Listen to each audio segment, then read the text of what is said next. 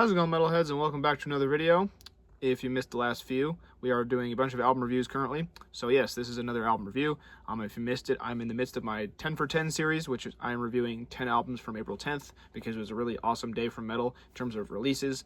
So yeah, this is part 3 of my 10 for 10 series. Today we'll be reviewing Wept by Inferi.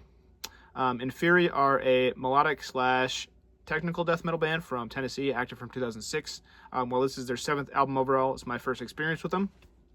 I'm glad it was a good experience because I'll be seeing them twice this year. Once when they support Defeated Sanity on tour, and then once at Flatline Fest this summer, which I'm stoked for. So this album is a pretty interesting listen.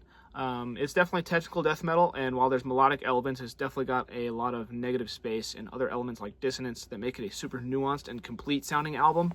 While a band like Archspire doesn't have a whole lot of empty space because they go a million miles an hour, the empty space on this album works in Inferi's favor.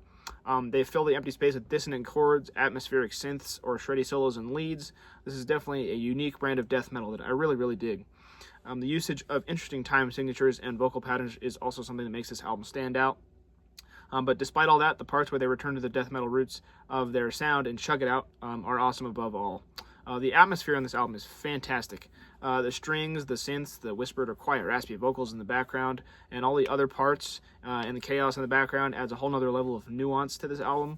The vocal range on this album is also impressive. The vocalist ranges from, mid to low tempo growls, really guttural stuff as well, and then super raspy, like deathcore-esque high screams. Instrumentation from the guitars to the drums is absolutely exquisite. Yeah. Just all very accurate and tight, and fits, the odd time signatures and the cadences very well, as does the production. You can hear everything very clearly through the mix, but it leaves enough room to fully provide a truly dark and dismal atmosphere for this album. The keys, synths, and other things that I mentioned added in definitely make this album for me. I feel like they add a whole layer to the atmosphere that I feel would just leave this album super bare if you didn't have those elements in there. This slower, more melodic, atmospheric brand of tech death is something I really want to hear more of. As someone who wasn't really familiar with Inferi before this, I'm definitely going to check out the rest of their stuff after this album. This was a super interesting listen, and not one I expected to nearly enjoy this much. What this album really did get me hyped for, though, is seeing them live. This is going to be really cool to see some of these songs live.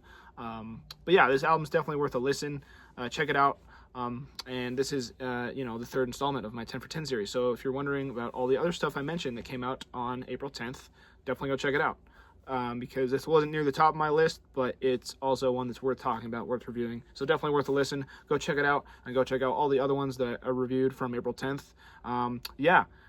The reviews on this channel will be consistent for the next couple weeks, as there's a lot of cool shit that came out. So yeah, hope you're all doing well. Have a nice day. See ya.